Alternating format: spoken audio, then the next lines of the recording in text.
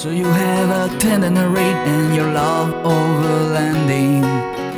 You have plans to do it big on the trace and some super glamping. One idea, deep news and reviews, a podcast the first rate and here just for you. You don't have to think about it, join us and be about it. Something interesting we want to hear about it, come on let's talk about it.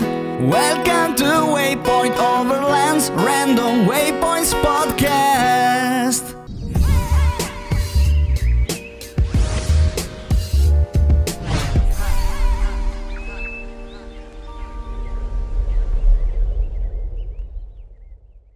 Sponsored by Midland, communication for every adventure. The industry leader in radio communication technology and innovation for over 50 years. Sponsored by My Medic. Sponsored by Tembo Tusk. Sponsored by Shower Pouch. Sponsored by DeMoss Collective, mission built and made for mobility. Sponsored by BrewTrek.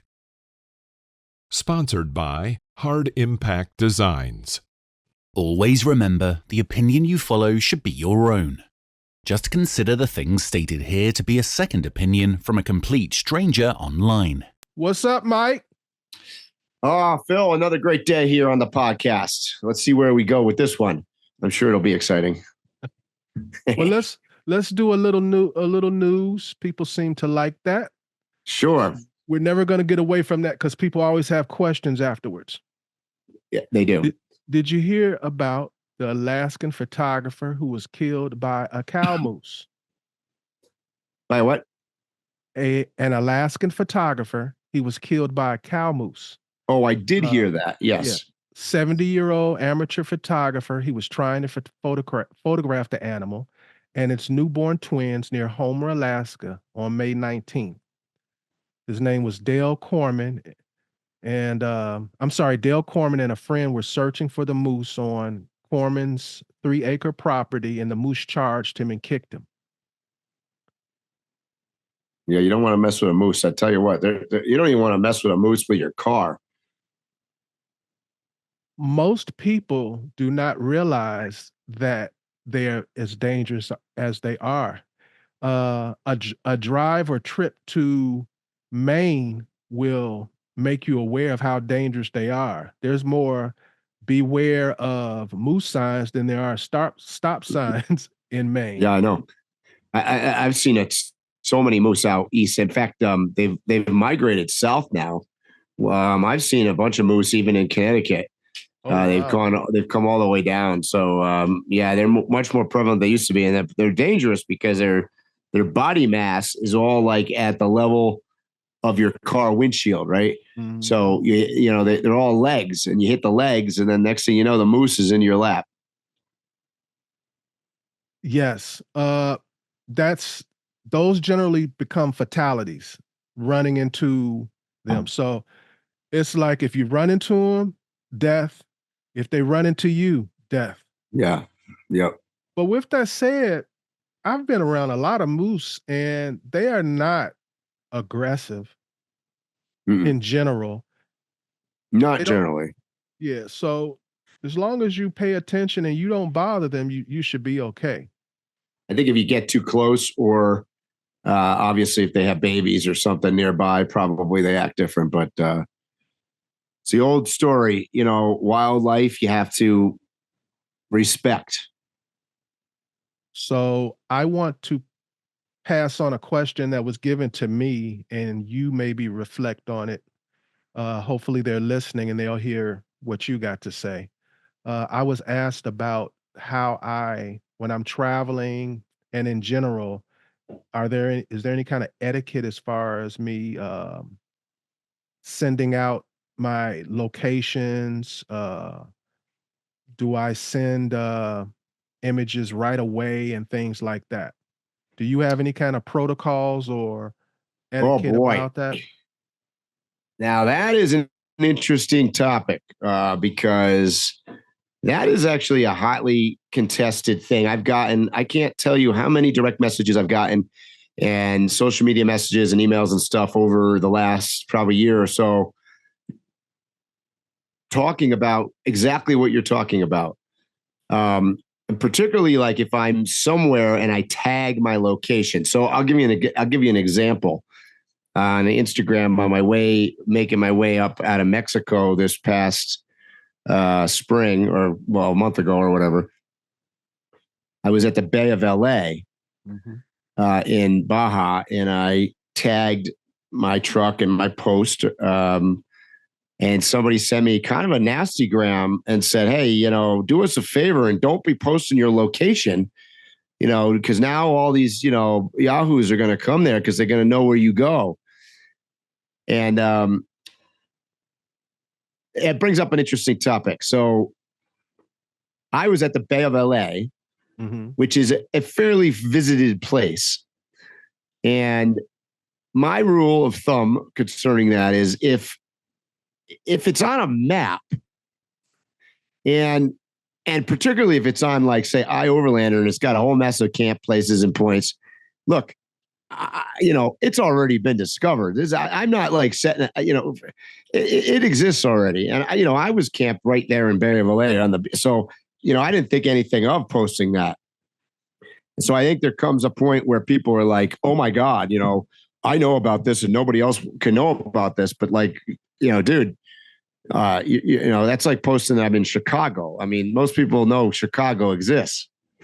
So, it's different if you and I go out and we go to, quote, a secret location where we've discovered, I don't know, somewhere in the backcountry, Utah, as an example.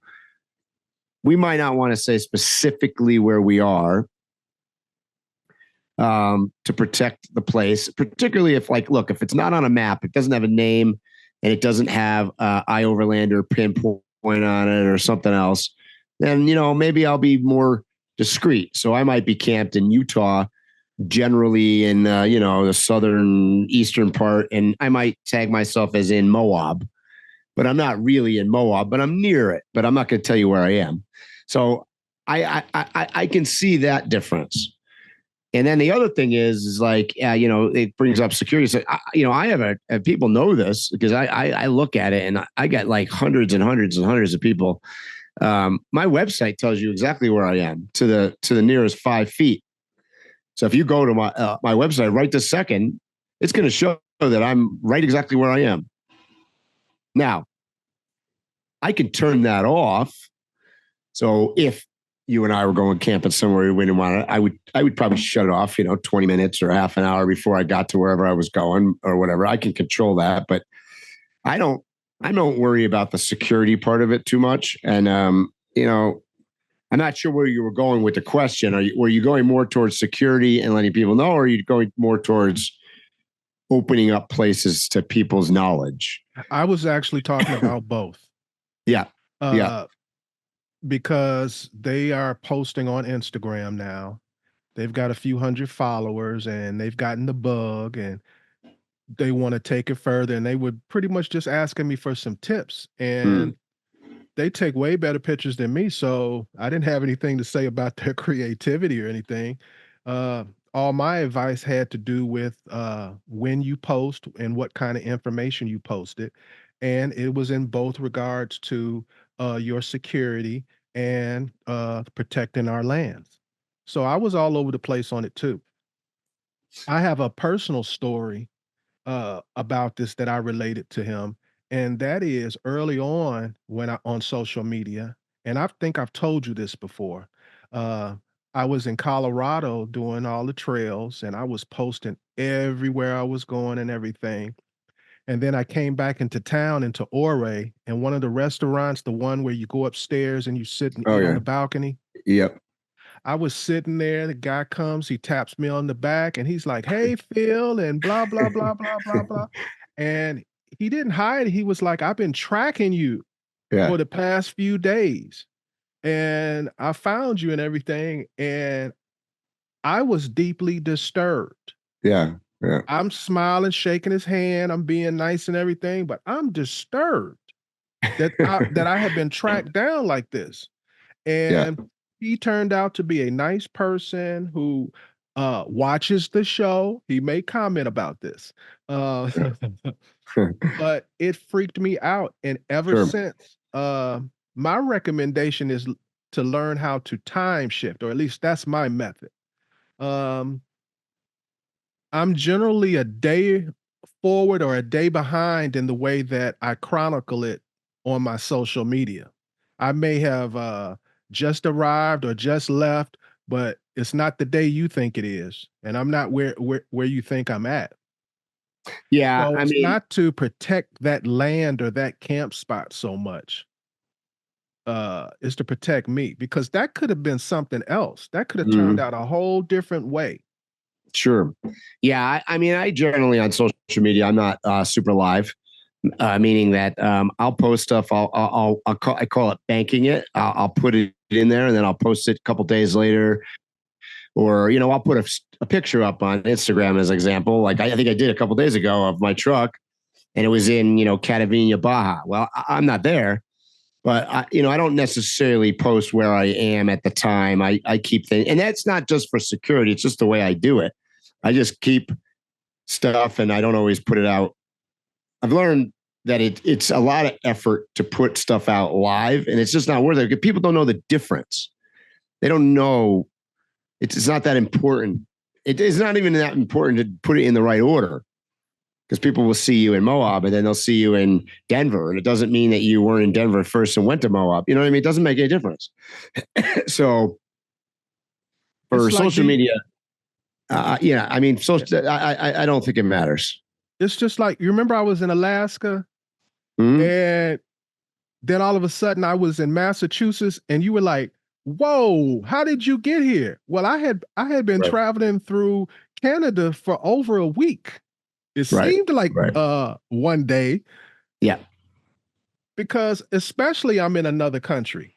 So I'm not as comfortable as in my own. So I don't want you to know exactly where I am, and I'm the foreigner. Right. Yeah, I mean, there is definitely a security element. I would tell people, just be careful. If it doesn't feel right, it's not. Some places are, as an example, you and I are going to go to Overland Expo coming up in a couple of weeks, and I could post something live at Overland Expo, and that's not a big deal. It's not a security thing because there's thousands of people there, and it's not oh my God, I'm going to give away a secret location because we're all at the same place. So then it doesn't matter. Well, see the perspectives here. So like, I'll be there with you. We'll be doing podcasts live and everything. But my wife is home. So yeah, I can see that. You have to think about those things. Sure. We've had talks about that. We have preparations in place for if something goes down when I'm not there. Because people will know I am hours away from home. Yeah. Yeah. In my case, I'm with home and my truck is there, so it's not an issue for me. But that's a true statement. Kind of off topic, but it is related. When I was living full time in Las Vegas, friends put me on to con games and scams that people do. And like, one is, you check into the hotel, you give the valet your keys. Yep. The valet will make a copy of your key, and you're like, well, I'm in Las Vegas, but I live in North Carolina. These guys have a network of valets, and they will literally FedEx a key, and the guys rob your home.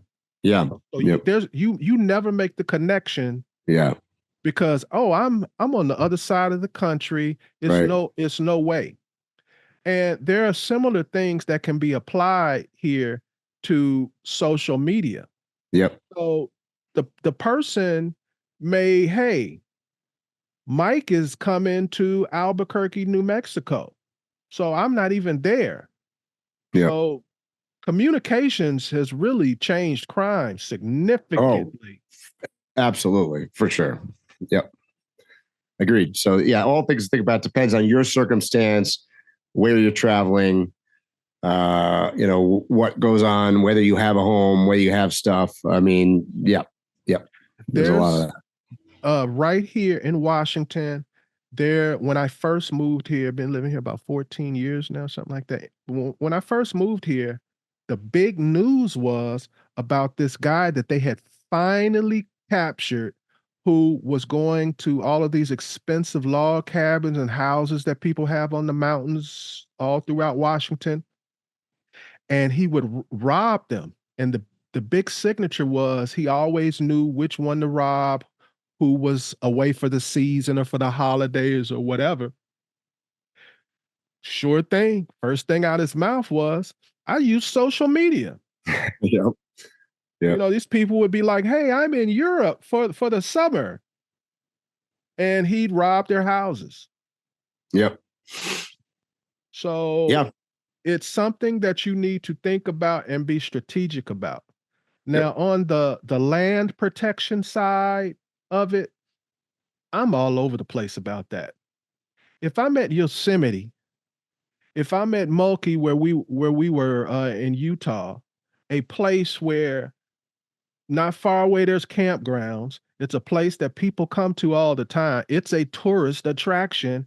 I'm not doing nothing by saying I was there, but I'm not about to tell you about my special campsite. Right. Yeah. Yep. That's kind of how I am. I'm not as unrealistic. I think there's a lot of people out there that are very unrealistic about that, thinking that you're going to destroy the world or destroy their secret places by the fact that maybe you're a creator and you have a lot of followers. The reality is it doesn't take a lot of effort to find a lot of these places. There's lots of resources and there's lots of social media and there's lots of apps and whatnot. So if I think it has anything, that can be found, then I'm not that concerned with it. It's not, On the research thing, bro, I have very good research skills. You know my background, but I'm not alone in those abilities. right. And let me explain to you how they can be applied. We both know living the van life, right? Yep, Chad. Well, he was astonished at how he had done a video in northeastern Washington, and he had a situation where a rock fell in front of him that he had to get around, and there was this little rock that he had chipped off of the big rock to move it with his winch, right? Yep. I went and found the rock 2 weeks later. He was astonished at that. I was not only able to find the trail he was on, I went and found the rock, and that was my goal. Yep. So imagine if I wanted to find him, that would have been nothing. That's right. Yeah. So yeah, it's interesting for sure. So you have to be aware of, because the way I was able to do it, I'm piecing together different things in the video. I got coordinates off of his GPS. People a lot of times will have a camera in their vehicle and they like to show them driving on the vehicle and they include the GPS. Yep. Well, you have one of two options: make the camera not include the GPS, or usually you can remove the coordinates off the screen. Yep. So that was one way that I got into the general area that he was in. And then I just kept piecing together different features, different geography. It was easy. Yep. I mean, it's just a fact of life now. I mean, people can track people. Mm-hmm. So I live a very open life, I guess you would call it, because I'm on social media. Everybody knows what I'm doing all the time. Like I said, I have a live tracker on my website. I'm very exposed, but then again, I don't have anything back anywhere. So my truck is with me. So the only time that I would be less exposed would be if I feel like it's a sketchy area or I don't want people to know where I am. I can control that then. And I do once in a while. I feel like everybody has to have their personal strategy and agenda, but it's something that needs to be thought about. Yeah. Agreed.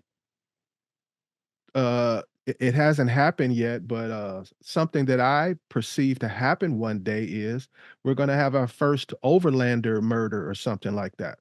Sure. Yep. Yep. I don't want it to happen. No, but you're right. It could happen. Let's put it this way. There are, I have a few friends that are creators, social media creators that are, fairly big that have been stalked. There's been a number of people that have stalked in different ways and different levels and for different reasons, but it happens. Yeah. It's not a malicious thing, but they're followed on social media in just the simplest sense that, hey, I'll be at Overland Expo, and then that person knows it and they come, right? Absolutely. I mean, that's one of the reasons they have, like myself, we're going to be in a creator section. It's one of the reasons they do it is that people will know that they're going to be there, and that's why they come. They're trying to get a better attendance. So absolutely. So give some inside information. I'm about to just totally change directions real quick. All right. Do you know who's going to be in the creative section, and what is the creative section going to be about this year? Because I know it's still a very new thing. It's probably still evolving. Well, the creator section is going to move out onto its own this season. It's going to be separated from the showcase DIY vehicle area. It's going to be located next to all of the classrooms, and there's going to be a creator pavilion that's right attached to where the trucks are. And that is going to be where some of the creator panels are going to be. And you're basically the whole idea is to get access to your favorite YouTuber or favorite Instagram person or whatever. I do not totally know who's in there. I do know that it's on the Overland Expo website. It's marketed with myself and Jason, Primal Outdoors, Matt and Kara from Ozark. Overland. Who else? A few others. I don't recall. I don't know if they finalized it all yet, but look for the big orange truck because that's their main. They're putting it right next to the tent. Incidentally, all have been on the show. All friends of the show and friends. That's right. Yeah, I don't know. There are a few other ones that are going to be there, I think, for that, but I'm not sure exactly who. Well, I know last year there was a lot of creators, so that probably made sense to separate them. Yep. So are there going to be more than probably last year? I don't know. So. I don't know if it's going to be more. I mean, obviously their goal is to try to get the quote biggest creators they can get, right? So I don't know. I'm not really sure. I know like there's a few creators that are not going to be at Expo this year. Lifestyle Overland, as an example, was in that area last year. They had put out an announcement that they're not doing any of the Overland Expos this year. Somebody else was in that section. I don't think is going to be there this year. Amanda Zito on the motorcycle. She was in the creator section last year. She's not going to make it either because there's actually, unfortunately for Overland Expo, and it may damage some of the attendance for that. There is a competing event the same weekend. The Touratech, the big Touratech adventure motorcycle thing is going on that same weekend. So I know that is going to probably greatly damage the motorcycle turnout at Expo. So that's unfortunate. Yeah, it's probably going to be almost non-existent. Yeah, it's tough. That could be tough. Mm-hmm. And I know that there's been a lot of chatter about the competing event. It's not competing, but it's the same, or it's the back-to-back weekend. It seems to be a problem that has been addressed. I know Expo has been talking about it. Is the Northwest Overland Rally is too close. So the problem is that they don't like that because they feel like both events are being diminished because it's a very long commitment time to do both because they're a week apart, right? Mm-hmm. So they're back-to-back weekends. So it's a tough deal. For people like you and I, we don't recognize it that way. It's a great travel moment where we can go to one and travel the other one. But a lot of people, particularly vendors and some other people that are not, that's not what they're revolved around. a competing thing. So I know Overland Expo is concerned that they're back-to-back weekends. So let's talk about that from A to Z. Let's start with the first part that you mentioned. For guys like us, it's great to have two events back to back so close. You can actually incorporate a great trip.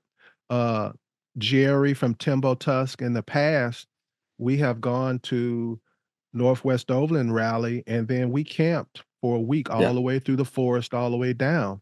Yeah. And I would be doing that with him this year if it were not for my injury. Yeah. Yeah, and that he said he was going to do that this year. The problem I have is that I've got a bunch of commitments for Overland Expo that I'm trying to get ready for. Otherwise, I likely would have probably went up there. Jerry and I talked about it. I might have went up to the Northwest Overland Rally and did the same thing. But it's just, and that I may not be the only guy in that boat, like trying to get ready for an event. And, there's stuff I have to get done. And that, that's a challenge. So you have to pick one or the other. So I was just trying to emphasize, because we have an audience who that would appeal to them, the idea of coming to the Pacific Northwest and enjoying both the states and both the events. Yep. I think that as far as a rally or smaller event, or a tier 2 or whatever you want to call it, I feel like the Northwest Overland Rally is the best in the entire United States. Yep. When it comes down to expos, I call them tier 1s. I feel like Overland Expo is the biggest and best in the whole United States. And I am extremely biased, and I think out of the 4, you put West separate all by itself. That's a flagship. Right. So out of all of the rest, I feel like the Pacific Northwest one is the best one. So anybody coming to the Pacific Northwest while they still are together, and if you're in the area, come on down. Yeah, sure. Yeah, agreed. I mean, so it would be interesting to see, so I'd be curious. This is year 3, right, for the Pacific Northwest Overland Expo. So it'd be interesting to see where that falls. As is it going to be? So what are they saying they're going to do? They're going to change. Have they talked to each other? Because I know they know each other for sure. I'm imagining they have. Yeah. I don't know. Are they going to pick different months, or maybe extend another week apart, or what? Or it's just started talking? Yeah, I don't know. I mean, the reality is, like, look, there's so many events now. Like, even after Overland Expo, there's Holy Toledo, run by Journal of Lost Time, is taking place in Toledo, Oregon. That's like maybe 3 weeks later. So you could travel from there to go to the coast and go to another event. And then there's a back-to-back event with that. There's an event right after that, Bourbon and something I've seen advertised. Also in Toledo, I believe it's in the same town. I think it's at the same site. It's the following weekend after Holy Toledo. Yeah. So I got a newsletter or something about that. Yep. Bourbons and something. Yeah, I gotta look that up. I think it had to do with Overland trucks, or right? I'm looking it up now. Let's Bourbon and Brews or something like that. Bourbon and Brews, maybe. While you're looking, I want to talk about Holy Toledo for people, because they're probably like, Holy Toledo, what is that? Well, there's a city called Toledo, Ohio. It's right on a river. And our friend Isaiah, who is the founder of the Journal of Lost Time, he throws an event there every year called Holy Toledo. Went last year, and it was one of the greatest events that I went to all year. If you're looking for a rally expo type, this is not it. This is more like a party, a bunch of nomads of different sorts. You'll have overlanders, you're going to have hippies, you're going to have schoolies, you're going to have LBGQT plus this is a amalgamation of everybody, and everybody's here to party. Yep. Yep. Exactly. So I'm just still looking it up here. I know there was another event. I see Holy Toledo is July 25th to the 29th. Mm-hmm. That is right downtown in Toledo, Oregon. But I don't seem to see, there was something right after it, which I'm not seeming to locate here, but yep. And if you do go to Holy Toledo and you want a tip, I have two. Get there early so you can get a good spot. And make sure you got plenty of cash. Actual cash is what I'm saying. You have plenty of cash, because they're going to be selling all kind of vegetables and seafood and stuff like that. And you're going to want it, because everybody else is going to be cooking all of this great food, and you're not going to want to be sitting around eating hot dogs. So that's right. Some cash. And it'll be fresh seafood that, I mean, it's like hours, maybe a day old from the ocean right there. It's called Whiskey and Reggae, Pacific Northwest. It is another van life overland event. Whiskey and Reggae, Pacific Northwest, a van life and overlanding gathering is Thursday, August 8th through Sunday, August 11th at the Waterfront Park in Toledo, Oregon. So same location as Holy Toledo. So I have it marketing as a van life overland gathering. Are we invited to van life stuff anymore? I just went last weekend. Last weekend I was in, I traveled to. Yeah, but they hadn't seen your podcast yet. That's right. No, it's true. No, I went to Naturita, Colorado for a van overland event. It was really cool. And kind of took the scenic drive up the $550 million highway up through Silverton, and then, turned at Ridgeway or whatever. And it was a great time. Mike, I'm going to change the subject again, because this is on my mind. This is really what I wanted to talk about. Yep. Go for it. You're already aware that they've got 3 or 4 Russian ships coming to the Caribbean to do exercises, right? To Cuba. Right, to Cuba. What do you think about that? Well, I mean, let's be honest. And wait a minute, let me preface this, because they do this every year. Different countries do things like exercises all the time. Countries actually get together and do exercises together. They usually send a memo to the Defense Department to let them know each year, even though it's a formal thing. So it's not unusual for them to come. What makes it unusual is, in these types of exercises, when you're infringing on the boundary of another country, they only usually practice with one arm of their military. They bring in the whole caboodle. They've got different parts of their Navy coming. So the bottom line is, if they have these ships armed, we are very vulnerable. We will have allowed them to be right where they want to be if they wanted to do something. So sure, they're practicing 70 to 90 miles off the coast of the United States, so it's not very far. And it's a show of force. I mean, let's be honest. We're in like this great American Russian. It's like the Cold War all over again, really. And we're proxy fighting through Ukraine, because let's be honest, Ukraine's not fighting that war. I mean, it's the Americans against the Russians. I mean, all their stuff is American. And even let's cut to the chase. Like, even if it came from Poland, or it came from England, or it came from Norway, or wherever the hell supposedly these things come from, it all originated from us first.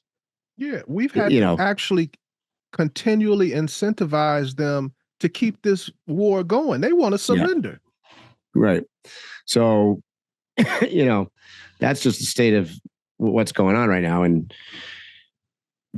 I think I mentioned in the podcast last week, like all the fact that we've cut Russia off from a lot of things is good to try to beat them. But at the same time, it self-penalizes us in many ways because, Russia and Ukraine are breadbaskets for a lot of the world, for as an example, particularly Africa and different developing countries.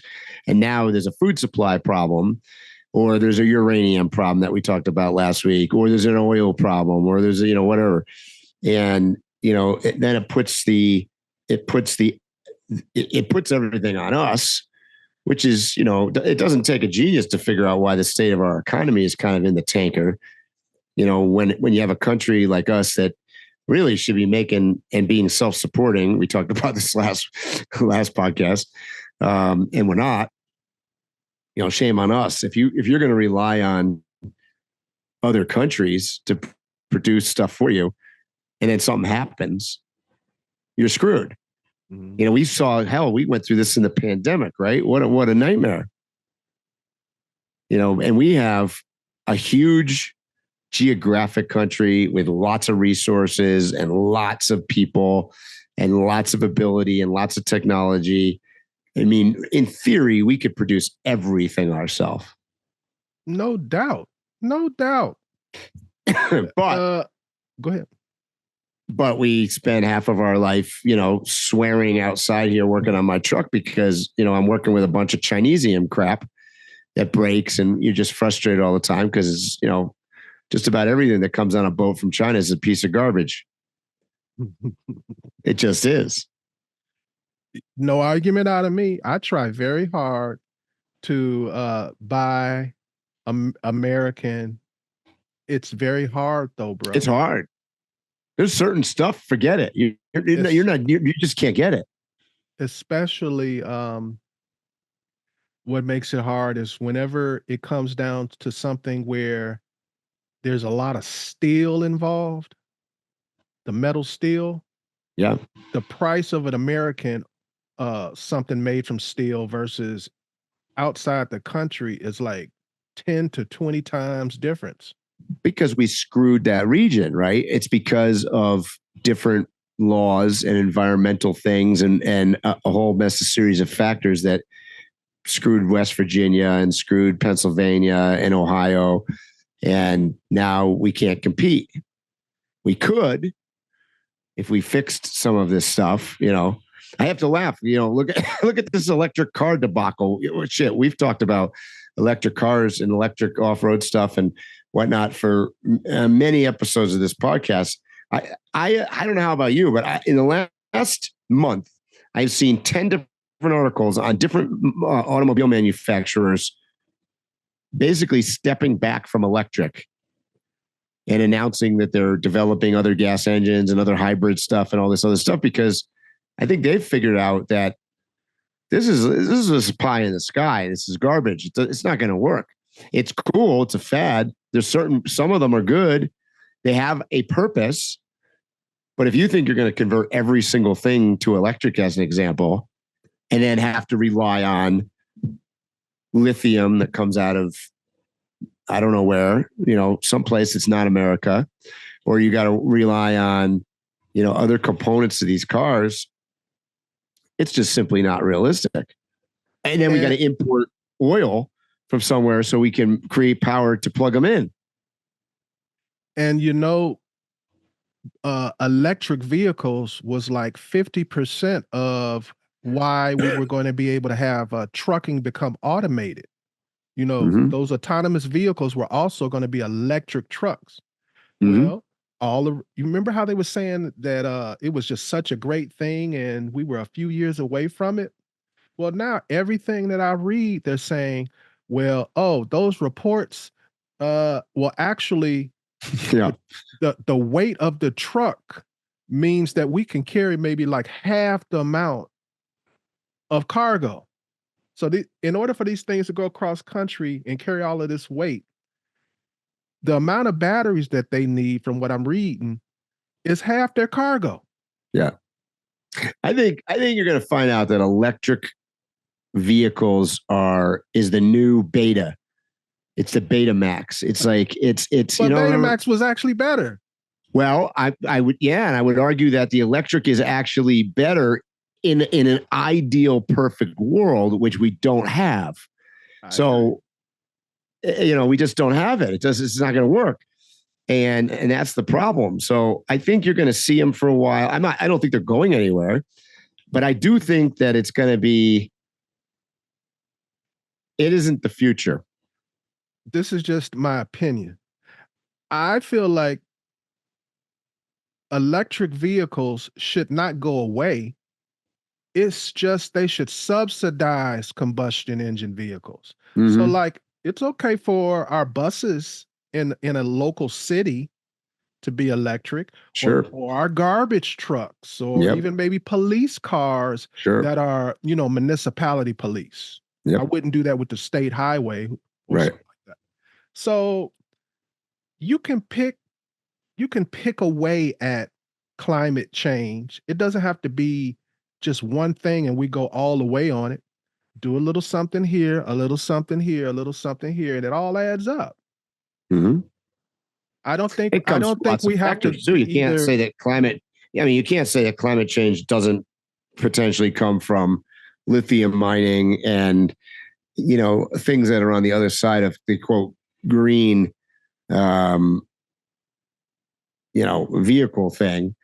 It's just. Bro, I read an interesting study. Probably the best format that we have today is a hybrid. Is an electric vehicle that's backed up by a petroleum based engine. That's probably the most green that you can get. A pure electric vehicle is less green, actually. It's the most logical. It's you're replenishing energy. Yeah. All other ones, no matter what, you're using the energy up. It doesn't get replenished. It gets replaced. Yeah. So, I don't know how we got onto electric vehicles, but in my opinion, there is no green, bro. Once you manufacture anything, it ain't green. That's right. That's right. Exactly. Look at a Tesla. You could say, well, it's super green. It's all electric. It's blah, blah, blah. That thing has got more plastic in it. And have you ever visited a plastic factory? There is nothing green about any of this. Nothing. I have seen videos of them. And one singular thing that I've always noticed is the employees always have on masks. Yeah, exactly. Yep. All the chemicals and all the stuff that goes into plastic, it gets into the groundwater, just the resources that it takes to make it, the strip mining involved in it. We've talked about the batteries. We've talked about all that. So, I'm not raining on it in a sense. I just want people to call it the way it is. Just be honest. It is a way, but as you said, there's no such thing as green. Right. Because even back to Tesla, and I don't mean to pick on Tesla. It's just something common to everybody. So that's the best analogy. Yeah, and they're the biggest. Right. Batteries are horrible. Horrible. The amount of ruin to natural sources, the scalding of the earth that is required to accumulate these materials in itself should just eliminate the idea of even saying that an electric vehicle is green. And on the other side, the disposal of them, how long they last, where are they going to go with the disposal of them, and quite frankly, the thing that hasn't been talked about a lot, the resources that they create because of accidents. It's one of the reasons why municipalities have been very careful with it, because we haven't really designed anything. They get in an accident, they catch on fire. We don't have any way of fixing that. So it is a threat to first responders. It is damaging to the environment and the impact it does to our our infrastructure. Because let's put it this way: Tesla gets into an accident, gets it on fire. They all back away. By the way, there's nothing to put the lithium fire out at that magnitude, and then it burns the pavement. If it happens on a bridge, it screws the bridge up. So there's repairs that have to go into the infrastructure after this occurs, and it burns hot as hell. So the first responders can't get anywhere near it. And potentially it's a life-threatening scenario. So there's that side of it too. So there's a lot of stuff to think about for sure. Well, Mike, we have succeeded as usual in talking about everything but overlanding. Well, that's overlanding though. I mean, overlanding vehicles. Because look, for a while, I don't know if you noticed this, even when you went to Overland Expo, there was a push towards electric. The Hummer EV, the Rivian has been all over that. The last Overland Expo I just came from in Flagstaff, the Cybertruck was there with the camping tent and all that. So there's definitely a push for it. But let's face it, forget about, like you said, forget about the green part. Electric vehicles are ideal for off-road. Ideal. Think about it. The torque involved and their ability, and with no gears and lots of stuff. There's a lot of stuff lacking in them that can go wrong in other trucks. Put it into the right scenario and built the right way. I mean, you'll never. It's like, I mean, look, a piece of garbage electric vehicle at this point can outgun and race a Ferrari and win. Right. Remember back in the day, the argument was always standard or automatic transmission, right? And in the beginning, automatics were only 3 speeds and they were slower. And if it was a race car or a sports car, you wanted a standard. Well, every automatic in the world is going to outperform a standard at this point. A computer is far, far better than a human at this point. No human can shift like a computer. So now it's the other way. Race cars are all automatic. So it's kind of the same philosophy here. Eventually, somebody builds a really cool off-road truck, boy, that's electric. Nothing's going to compete with it. No argument out of me. I've been paying attention to electric vehicles that are potentially good overland vehicles since the start. And the main issue for me, and continues to be, is I can't consider those vehicles until the range is at least minimum 500 miles. And the charging, and I don't want it to be I want it to be more, but I'll go with 500. Same thing with the charging. I would like it to be almost instantaneous, but I can't consider it until they get it down to 20 minutes. Yeah. And it has to be accessible. Because right now, an electric vehicle works pretty much in cities and in America. You're not going, you're not going across Africa. You're not going down the Pan American Highway forget it. It's just, it's nuttiness. So question, if I was able to plug in every 500 miles, would a person be able to successfully do Africa if they could plug in every 500 miles? Yeah, I think you could I'm not saying you couldn't do it, but you'd be on a slow charger. You're not going to find a supercharger, a fast charger anywhere. So you're plugging into, 110, and we all know, hell, parts of Africa or parts of developing countries. Sometimes they don't even have power at all. So you're going to be searching. Shit, it's hard to find fuel in certain places. Forget about electric. So there's going to be challenges with that. Could you do it? Yes, absolutely. But boy, you're not going to do it fast. No. And God forbid something happens. There's nobody's going to fix it. Yeah, the infrastructure just here in America, which is one of the bigger infrastructures, it's nothing. Right. There are complete cities and neighborhoods throughout the United States that do not have chargers. Right. They got try driving through backwoods Montana up into like the smokestack of Idaho, into like Eastern Washington and all that. I mean, you're out there, right? You're out in the middle of nowhere. Like you're not, the chances of you finding like a supercharger are slim to none. Whereas if you're, on the Jersey Turnpike going into New York City, yeah, you're going to find a supercharger everywhere, which direction, all over the place. Or you're in LA or, downtown Phoenix or somewhere. Sure. Not a problem. But, I wouldn't want to take Tesla as an example to Utah.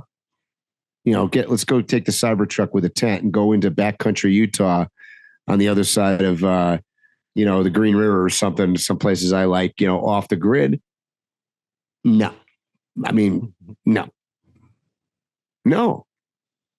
I mean, you run out of power out there. What are you going to do? I agree. No arguments from me here, bro.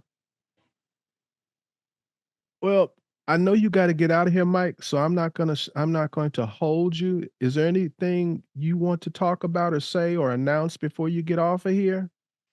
I want to make sure everybody knows that we'll be together at Pacific Northwest portions of the day doing podcasts live. We'll be reporting in periodically through the day on our Instagram, so you'll know exactly where we are. Yep. And our plan right now is we'll put it out in advance so you guys know. But our plan is to do a couple live podcasts, meaning not live that go live, but live in front of an audience. Right, live audience, right. A live audience. So we will let you guys know when we're going to do it. And we're probably going to line up some pretty cool guests in the process. And we're going to have a good time with it. And I'm excited for that show for real. So, yeah, I have to go work on I'm doing some hub gears on my truck right now. And then I got some Go Power components are coming in tomorrow. So I'm going to get all that stuff installed on the truck before I head north. Cause I look at the time, and I got to hit the road to get up there soon. I'm in New Mexico right now. Well, you asked me, was I going to Northwest Overland Rally? And my official answer is still no. But I'm friends with Ray Highland and AT Overland. They asked me to come, and so I'm not going to camp. I'm not going to stay there, but I am going to drive up for a few hours and talk to people. And I'm going to, if I'm able to, I'm going to pick a rig, the best rig in camp. Talking to somebody, I can't announce it right now, but there should be actually a prize. So anybody who's interested in coming, bring your best rig. It doesn't have to be clean. Matter of fact, the cleaner it is, the less likely I'll pick it. That's right. Because you got to be real. You can't be a banger. Oh yeah.